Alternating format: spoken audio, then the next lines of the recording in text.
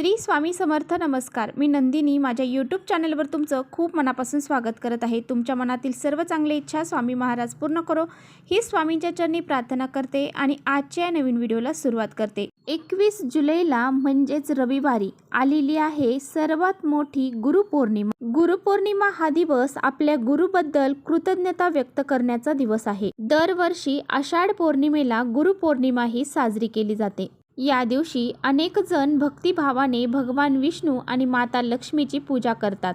त्याचबरोबर आपले श्री स्वामी समर्थ महाराज यांची देखील पूजा अर्चा केली जाते आणि बृहस्पती देवांची देखील या दिवशी पूजा ही केली जाते. जीवनातील दुःख, संकट, विघ्न, अडचणी ह्या दूर व्हाव्यात आणि जीवनामध्ये सुख, शांती, समृद्धी निर्माण व्हावी म्हणून या दिवशी माता लक्ष्मीची पूजा केली जाते. गुरुपौर्णिमेच्या दिवशी माता लक्ष्मी जागृत अवस्थेमध्ये पृथ्वी तलावरती वावरत असते आणि अशा वेळी जी व्यक्ती तिची पूजा अर्चा करत आहे, उपाय करत आहे, त्यांना ती धनधान्य, संपत्ती आणि ऐश्वर हे प्रदान करत असते. आणि म्हणूनच या दिवशी ज्या काही सेवा केल्या जातात त्याचे फळ आपल्याला हे प्राप्त होते. आणि म्हणूनच आजच्या व्हिडिओमध्ये मी तुम्हाला अतिशय प्रभावशाली उपाय सांगणार आहे.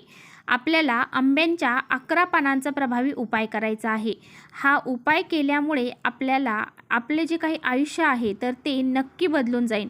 आयुष्याचं आपल्या सोनं होऊन जाईल. कितीही आपली कठीण इच्छा असू द्या, ती इच्छा आपली नक्की पूर्ण होईल. त्याचबरोबर घरामध्ये सुख, शांती, समृद्धी, ऐश्वर निर्माण होईल आणि त्याचबरोबर घरातली नकारात्मकता, वाईट शक्ती, अदृश्य शक्ती जी आहे तर ती नष्ट होऊन जाईल. असा हा अत्यंत प्रभावशाली उपाय कसा करायचा आहे याबद्दलच आजच्या व्हिडिओमध्ये आपण जाणून घेणार आहोत.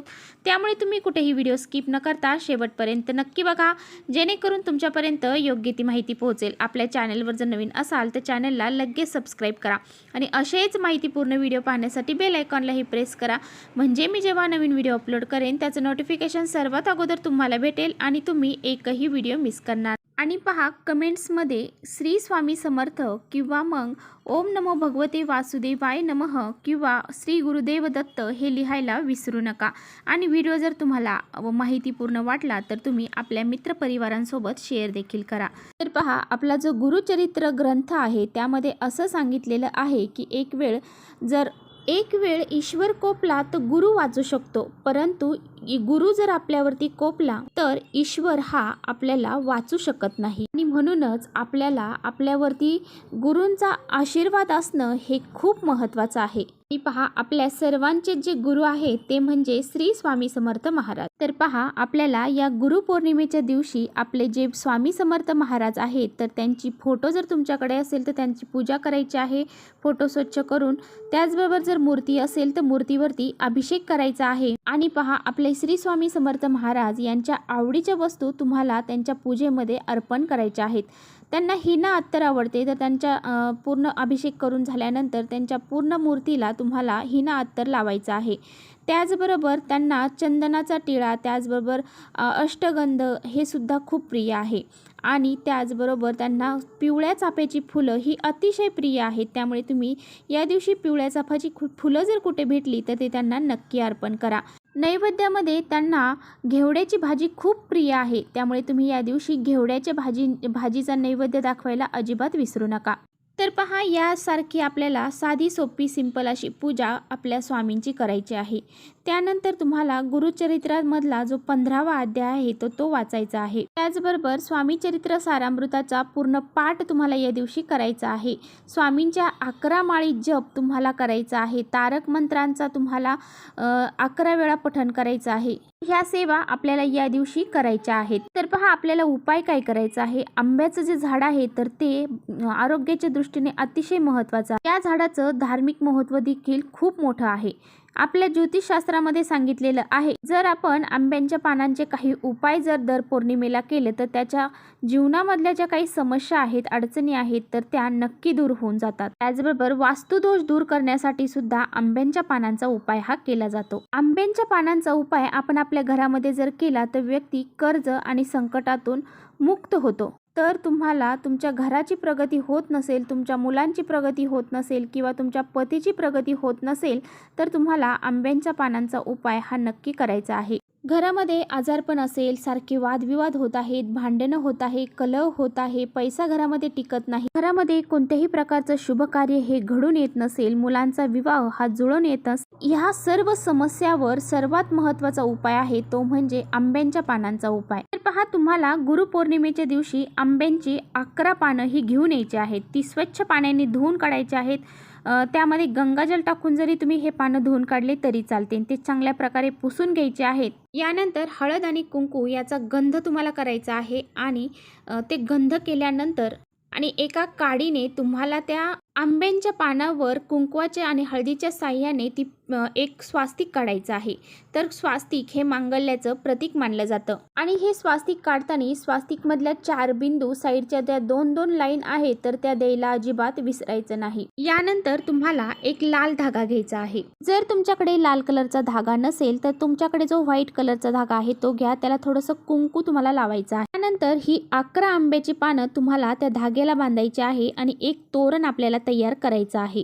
आणि हे 11 आंब्याच्या पानांचं तोरण तुम्हाला गुरुपौर्णिमेच्या दिवशी तुमच्या मुख्य दरवाजा जो आहे त्यावरती लावायचा आहे. हे तोरण जर तुम्ही तुमच्या मुख्य दरवाजावरती लावलं तर माता लक्ष्मी तुमच्या घराकडे आकर्षित होईल. घरामध्ये असणारी सर्व नकारात्मकता, वाईट शक्ती, अदृश्य शक्ती ही सर्व घरातून बाहेर निघून जाईल. आणि पहा, गुरुपौर्णिमा हा दिवस माता लक्ष्मीला समर्पित आहे. त्यामुळे आपल्या घराच्या दरवाजावर जर हे तोरण, आंब्याच्या पानांचं तोरण जर आपण लावलं तर माता लक्ष्मी आपल्या घरामध्ये प्रवेश करेल. हे तोरण आपल्या घराच्या दरवाजाला लावल्याने आपल्या घरातील व्यक्तींना जर काही नजर दोष लावलेले असतील किंवा लागलेले असतील, आपल्या घरातील नकारात्मक शक्ती दूर होते.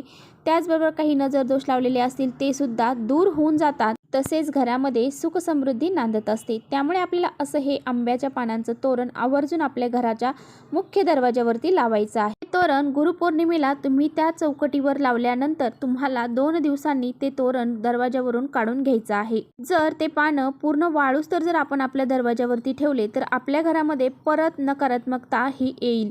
त्यामुळे जेवढे ओलसर पानं आहेत तोपर्यंतच 2 दिवसच ते तोरण आपल्याला आपल्या मुख्य दरवाजावरती लावायचा आहे. तर पहा, जेव्हा तुमचा व्यवसाय आहे तर तो व्यवसाय जर व्यवस्थित चालत नसेल आणि तुमच्या व्यवसायामध्ये कोणत्याही प्रकारची प्रगती होत नाहीये, सारखी अडीअडचणी तुमच्या व्यवसायामध्ये तुम्हाला येत आहेत, तर तुम्हाला 11 आंब्याची पानं घ्यायची आहेत. ती स्वच्छ धुवून काढायची आहेत आणि त्यानंतर ती पानं एकावर एक तुम्हाला ठेवून त्यानंतर ही पानं तुम्हाला मधामध्ये बुडवायची आहेत आणि थोडं थोडं का होईना प्रत्येक पानाला मध लागेल अशा पद्धतीने मध लावायचं आहे. आणि हे जे पानं आहेत तर ते तुम्हाला महादेवाच्या पिंडीवरती अर्पण करायचे आहेत. तर पहा, शिवलिंगावरती तुम्हाला कुठे अर्पण करायचे आहेत तर शिवलिंगावरती जिथे अशोक सुंदरीची जागा असते त्या ठिकाणी हे पानं तुम्हाला अर्पण करायचे आहेत आणि तुमची मनोमन इच्छा ही तुम्हाला व्यक्त करायची आहे.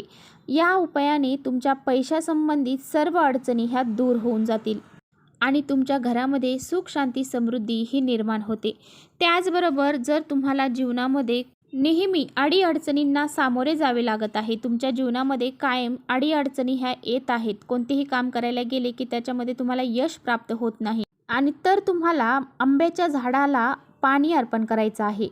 ह्या गुरुपौर्णिमेच्या दिवशी तुम्हाला आंब्याच्या झाडांना जाऊन पाणी अर्पण करायचं आहे. पाणी अर्पण केल्यानंतर तुम्हाला तुमची जी इच्छा आहे तर ती तुम्हाला तिथे व्यक्त करायची आहे. त्यामुळे तुमच्या ज्या काही अडचणी आहेत त्या दूर होतात आणि तुम्हाला प्रत्येक कामामध्ये यश हे प्राप्त होते. तर ही जी काही 3 उपाय मी तुम्हाला सांगितलेले आहेत तर ती गुरुपौर्णिमेच्या दिवशी तुम्हाला आवर्जून करायचे आहेत. आता ह्या 3 पैकी तुम्हाला जो शक्य होईल तो तुम्ही केला तरी सुद्धा चालेल. म्हणजे ज्या पद्धतीने तुम्हाला समस्या आहे त्यानुसार तुम्ही हा उपाय करू शकता. तर चला, इथेच थांबवते. माझा व्हिडिओ आवडला असेल तर नक्की लाईक करा. चॅनलवर नवीन असाल तर चॅनलला सबस्क्राईब करा. परत भेटूया अशा छानशा व्हिडिओसोबत. तोपर्यंत श्री स्वामी समर्थ.